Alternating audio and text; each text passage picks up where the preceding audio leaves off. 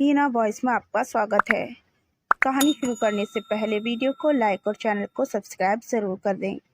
अंकित श्रीवास्तव नाम का एक होटल मैनेजर अपनी पत्नी, 2 बच्चों और बूढ़ी माँ के साथ दिल्ली के जबलपुर में रहा करता था, जिसकी माँ का नाम था बबीता देवी। उन्हें शुगर और बीपी की बीमारी थी। उनकी हाथ व मुंह की झुर्रियाँ साफ नजर आती थी।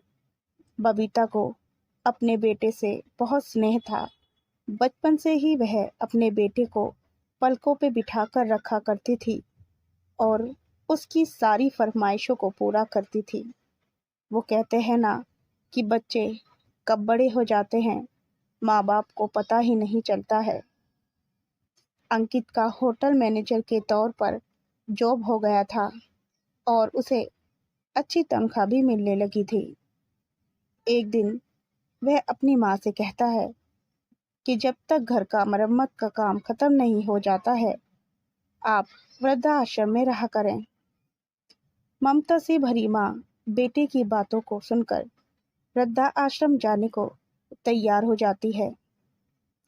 उस बड़े घर में कई बुजुर्गों, स्त्री और पुरुष भी थे। उन्हीं में से एक ने बबीता जी से कहा, आपको भी बेटे ने घर से निकाल दिया। बबीता ने चिढ़कर एक बड़े अभिमान से कहा, नहीं नहीं, मेरा बेटा ऐसा नहीं है।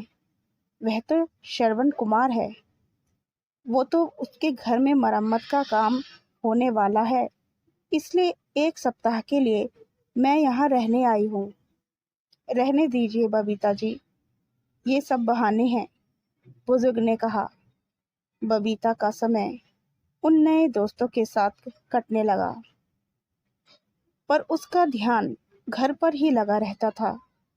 7 दिन बीत चुके थे, पर बबीता का बेटा नहीं आया और ना ही उसका कोई फ़ोन आया।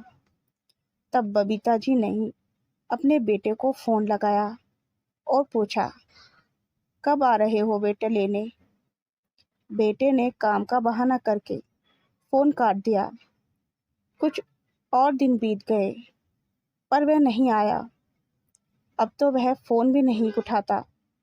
बबीता जी के 7 दिन 7 महीने में बदल गए, पर वह नहीं आया और फिर वक्त के साथ साथ बबीता जी बीमार रहने लगी और वह बीमार होकर भी बिस्तर पर पड़ी पड़ी बेटे का इंतज़ार करती रही कि वह एक दिन ज़रूर मुझे लेने आएगा।